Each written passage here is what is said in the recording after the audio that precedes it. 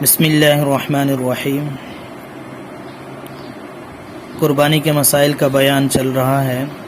ایصال ثواب کے لیے قربانی کرنا پہلے بھی بیان ہو چکا ہے کہ اپنے والدین کے لیے یا عزیز و اقارب جو وفات پا چکے ہیں ان کے لیے قربانی کرنا جائز ہے۔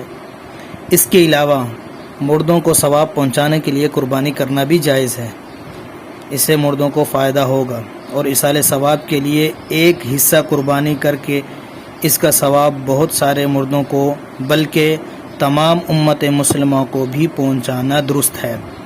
اس قسم کی نیت کرنے کی صورت میں تمام امت مسلمہ کو ثواب ملے گا، کیوں نہ کہ ایصال ثواب کرنے والا قربانی کے جانور یا حصے کا مالک ہے، اور صرف میتوں کو نہیں بلکہ زندوں کو بھی ایصال ثواب پہنچایا جا سکتا ہے اور ان کی طرف سے قربانی کی جا سکتی ہے۔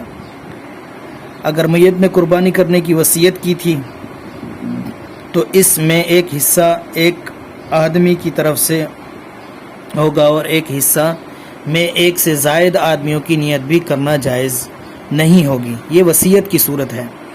اگر وصیت کے اندر اس نے کہا کہ میرے لیے قربانی کر لینا اور انہوں نے وہ اس کے لیے قربانی کر رہے ہیں، تو اس وقت ایک حصے کے لیے ثواب کی نیت وہ ایک آدمی کے لیے ہی کی جائے گی، اب زائد کے لیے اجازت نہیں ہے۔